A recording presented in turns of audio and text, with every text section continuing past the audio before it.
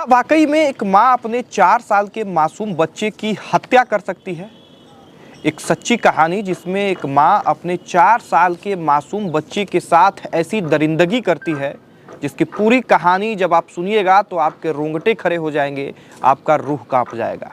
इस सच्ची कहानी की ओर चलेंगे, लेकिन पहले नमस्कार, मेरा नाम राकेश है और आप किस्सा सेगमेंट का ये 5वां एपिसोड देख रहे हैं। इससे पहले 4 एपिसोड को आप लोगों ने खूब पसंद किया, इसके लिए बहुत धन्यवाद। थोड़ा विलंब से ये एपिसोड आ रहा है, लेकिन अब कोशिश होगी कि लगातार आप लोगों तक इस एपिसोड को लेके आया जाए। अब इस सच्ची कहानी की ओर चलते हैं। उत्तरी गोवा का एक जगह है कैंडोलिम। यहीं पे एक होटल है सोल बयाग ग्रांड करके। इसके कमरा नंबर 404 में 9 जनवरी को सुबह 7:30 बजे एक सफाई कर्मी जाता है कमरे की सफाई करने। लेकिन जैसे ही वो सफाई कर्मी कमरे में प्रवेश करता है, उसके होश उड़ जाते हैं। वो दौड़े भागे जाता है होटल के मैनेजर के पास। मैनेजर को बताता है कि उसने कमरे में क्या देखा। मैनेजर बिना देरी किए हुए 112 डायल करता है और पुलिस वाले को वहां बुलाता है। उसके बाद जब पुलिस वाले उस कमरे में जाते हैं तो वो भी हैरान हो जाते हैं। तुरंत पता किया जाता है कि इस कमरे में कौन रुका था, कब आया था, कहाँ गया, क्या कुछ हुआ है। ये सब कुछ आपको आगे पता चलेगा, लेकिन पहले आपको लिए चलते हैं गोवा से बेंगलोर की ओर जा रही उस टैक्सी में, जहाँ एक टैक्सी ड्राइवर है, एक महिला बैठी हुई है और उस महिला के साथ एक बैग है। टैक्सी ड्राइवर के पास अचानक से एक कॉल आता है। वो कॉल रिसीव करता है। उधर से आवाज़ आती है कि क्या आपके साथ एक महिला है, बेंगलोर जा रही है। वो टैक्सी ड्राइवर जो है वो हामी भरता है। वो कहता है कि जी हाँ, मेरे साथ एक महिला है और उसको हम बेंगलोर लेके जा रहे हैं। अब जो है ये फ़ोन जो आया था उसी होटल से आया था। पुलिस वाले ने ये कॉल किया था और उस टैक्सी ड्राइवर का नंबर इसलिए उपलब्ध हो पाया था क्योंकि उसी होटल के मैनेजर के द्वारा ये टैक्सी बुक किया गया था। और ये अचानक हुआ था। वो महिला आई थी एरोप्लेन से 6 जनवरी को, 2 दिन रुकी और 8 जनवरी को अचानक वो महिला कहती है कि हमको इमरजेंसी में बेंगलोर जाना है, एक टैक्सी अरेंज किया जाए। मैनेजर टैक्सी अरेंज करता है। उसके बाद वो महिला जाती है और फिर उस कमरे में जब सफाई कर्मी पहुँचता है तो देखता है कि खून के छींटे पड़े हुए हैं। अब इस खून के छींटे को देख के वो हैरान हो जाता है। मैनेजर भी देखता है, वो भी हैरान हो जाता है। पुलिस वाले आते हैं, जांच होती है। कॉल करके पुलिस वाले पूछते हैं टैक्सी ड्राइवर से कि आपके साथ जो महिला है उससे बात करा सकते हैं। तो बात होती है। उसके बाद महिला से पूछा जाता है कि आप जिस कमरे में रुकी हुई थी वहाँ पे खून के छींटे पड़े हुए हैं। वो महिला बड़े आसानी से कहती है कि पीरियड है, हो सकता है कहीं ब्लड के छींटे पड़ गए होंगे, इसके लिए माफ़ी चाहते हैं। वो सॉरी बोलती है। पुलिस वाले को भी यकीन हो जाता है क्योंकि ये साधारण सी बात है महिला के लिए। तो पुलिस वाले फ़ोन रख देते हैं। लेकिन फ़ोन रखते ही फिर से मैनेजर जो होटल का था उसके द्वारा बताया जाता है कि सर, ये महिला जब आई थी तो इसके साथ एक 4 साल का बच्चा था और जब यहाँ साथ में रहती भी थी, जब बाहर घूमने जाती थी उस वक्त भी वो बच्चा बाहर जाता था, फिर साथ में लोग वापस आते थे हंसते खेलते। लेकिन जब ये चेकआउट कर रही थी, जब जा रही थी, उस वक्त वो बच्चा इस महिला के साथ नहीं था। अब पुलिस वाले फिर से एक बार कॉल करते हैं उस टैक्सी ड्राइवर को। पूछा जाता है कि भाई आपके साथ एक बच्चा था, वो बच्चा कहाँ है? आप जब साथ में आई थी तो वो बच्चा आपके साथ था, लेकिन जब आप जा रही थी तो मैनेजर ने बताया कि वो बच्चा आपके साथ नहीं था। वो महिला कहती है कि उस बच्चे को हमने एक मित्र के पास जो है छोड़ा है, फिर जो है आके हम बच्चे को ले जाएंगे। पुलिस वाले कहते हैं कि उसका एड्रेस बताइए, जांच करनी है। तो महिला के द्वारा एक बहुत साधारण लहजे में एड्रेस बताया जाता है।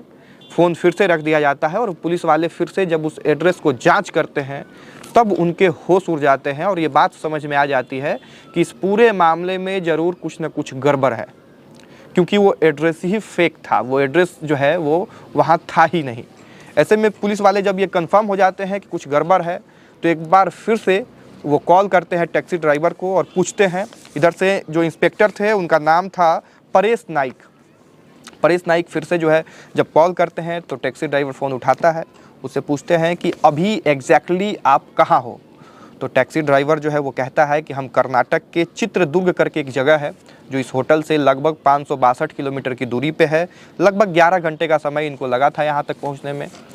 तो पुलिस वाले कहते हैं कि फ़ौरन अपने आसपास में जो थाना है वहाँ पे जाके गाड़ी आप लगा दो और ये बात किसी तरह से महिला को पता नहीं चलना चाहिए, उनकी तलाशी लेनी है, ऐसा बात है।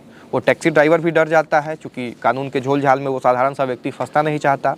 वो चुपचाप अपने टैक्सी को नज़दीक के थाना में ले जाता है और इस बात की भनक भी उस महिला को नहीं थी। बगल के सीट पे महिला सोई हुई थी। अचानक से गाड़ी जाके थाना में रुकता है। वो थाने का नाम था ए मंगला पुलिस स्टेशन। वहाँ पे ड्राइवर उतरता है टैक्सी से और चिल्लाने लगता है कि जल्दी से कोई आओ, जांच करना है इस महिला की। महिला भी हैरान हो जाती है, पुलिस वाले आते हैं और जांच किया जाता है। जांच करते करते जब उस बैग तक पुलिस वाले पहुंचते हैं और बैग जब खुलता है तो पता चलता है कि बैग में उस 4 साल के बच्चे का डेड बॉडी है। अब ये देख के टैक्सी का जो ड्राइवर था वो चौंक जाता है, सोचने लग जाता है कि हम 11 घंटे से सफ़र कर रहे हैं, लगभग 550 किलोमीटर दूर से हम यहाँ तक आ गए, हमें पता भी नहीं था कि बैग में जो है एक डेड बॉडी है। वो जो है बेहोशी जैसा उसे हो जाता है और वो वहीं पे गिर जाता है। फिर जब ये पूरा मामला पता चलता है, पुलिस वाले इस पूरे मामले की कहानी खोजने लग जाते हैं कि आखिर इस बच्चे का डेड बॉडी जो है यहाँ कैसे आया, क्यों हत्या हुआ इस बच्चे का, क्या है पूरा मामला, वो महिला कौन है, कहाँ से आई थी, क्या कुछ हुआ था। तब कहानी जो सामने निकल के आती है वो आपको हैरान कर देगी। 6 जनवरी को गोवा में वो महिला अपने बच्चे के साथ आई थी। मैनेजर ने बताया कि जब वो आई थी, फ़्लाइट से आई थी, उसके बाद वहीं पे रुकी, घूमने का आसपास का लोकेशन पूछी, वो घूमने गई भी अपने बच्चे के साथ। उसके बाद फिर से जो है जब अचानक से 8 तारीख को 10 बजे रात को वो कहती है कि मुझे अर्जेंटली जो है जाना है बेंगलोर, एक टैक्सी अरेंज किया जाए। मैनेजर ने टैक्सी अरेंज किया। उसके बाद वो औरत जो है, वो महिला जो है वह यहाँ से निकल गई थी। अब जो है पुलिस जो है इस महिला के बारे में पता करती है तो महिला का नाम जो है वो सूचना सेठ पता चलता है। ये पश्चिम बंगाल की रहने वाली महिला है, पश्चिम बंगाल की कोलकाता की। 39 वर्ष इस उम्र है महिला का। और बड़ी बात यह है कि ये महिला जो है वो आर्टिफिशियल इंटेलिजेंस करके एक कंपनी है, उसका CEO है। करोड़पति महिला है और बड़ी जो है बिजनेस वुमेन है, एथिक्स एक्सपर्ट, डेटा साइंटिस्ट भी है। और 2021 में AI एथिक्स के 100 प्रभावशाली लोगों में इनका भी नाम था। और कहानी जो सामने निकल के आई है इस महिला की वो ये कि साल 2010 में इस महिला का अफेयर होता है। एक वेंकट रमन करके व्यक्ति होता है केरला का, तो केरला के उस व्यक्ति के साथ अफेयर होता है। फिर 2010 में ही ये लोग शादी करते हैं। अब चूँकि ये महिला भी बिजनेस वुमेन है भाई, और ये जो वेंकट रमन जो हैं ये भी बिजनेसमैन थे, तो इन दोनों के बीच में टाइम जो है वो नहीं मिल पाता था। दोनों अलग अलग ही रहते थे ज़्यादातर काम के कारण। जो है दोनों 2019 में दोनों का एक जो है बेटा होता है। और हालांकि इसके बीच में इन दोनों के बीच में मतभेद चल रहा था, लेकिन 2019 में जब बेटा होता है तो फिर से 2020 में इन लोगों के बीच का जो मतभेद था वो इतना बढ़ जाता है कि ये लोग कोर्ट चले जाते हैं, तलाक की अर्जी डालते हैं। कोर्ट सुनवाई करती है, फैसला आता है कि तलाक तो ठीक है, लेकिन जो बच्चा है वो माँ के साथ यानी कि सूचना सेठ के साथ रहेगा। राजी हो जाते हैं दोनों, लेकिन कोर्ट के द्वारा एक डायरेक्शन दिया जाता है कि बच्चा जो है वो 4 दिन महीना में कम से कम 4 दिन अपने पिता से मिलेगा, चाहे वो संडे हो या कोई भी दिन हो, 4 दिन वो अपने पिता से मिलेगा। दोनों एग्री हो जाते हैं, सब कुछ ठीक चल रहा होता है। सूचना सेठ जो है वो अपने बच्चे को हर महीने 4 दिन जो है लेके आती थी। उनके पिता जो है बच्चे का उससे मिलवाती थी। अब बच्चे का अटैचमेंट उनके पिता से बहुत ज़्यादा हो गया था। जो वेंकट रमन थे उनका जब कॉल भी आता था तो बच्चा जो है ज़्यादा ललायित हो जाता था, ज़्यादा जो है खुश हो जाता था। और ये बात सूचना सेठ को अच्छा नहीं लगता था। साथ में सूचना सेठ जो है काम की वजह से खुद बिजी रहती थी और हर महीने 4 दिन टाइम निकाल के अपने बेटे को उसके पिता से जो है मिलाना, ये कहीं ना कहीं उनको अच्छा शायद नहीं लग रहा था। ऐसे में वो फुल प्लानिंग करती है और पहुंचती है गोवा 6 जनवरी को, और उत्तरी गोवा के वही होटल में जो है रुकती है, जिसका नाम कैंडुलिम का वो होटल था, सोल बयाग ग्रांड करके। वहाँ पे आती है, बच्चा 2 दिन ठीक सब कुछ ठीक ठाक रहता है, घूमती है बच्चों के साथ। उसके बाद 8 जनवरी को जो है पता नहीं क्या होता है, बच्चे के साथ वो सूटकेस में बच्चे को बंद करके और वहाँ से निकल जाती है।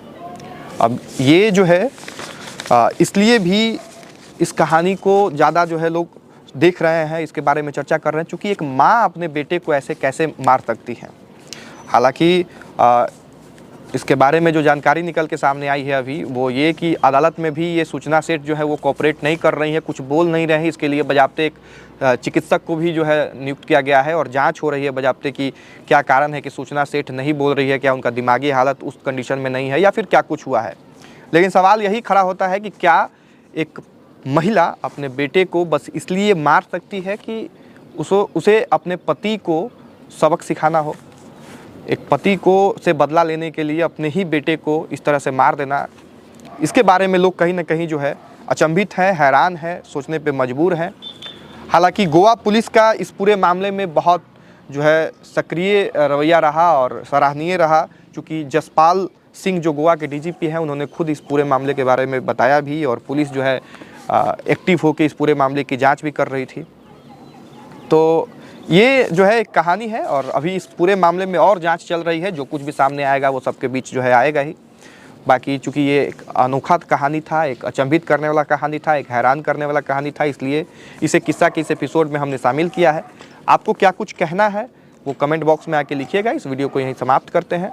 बहुत धन्यवाद। जय हिंद।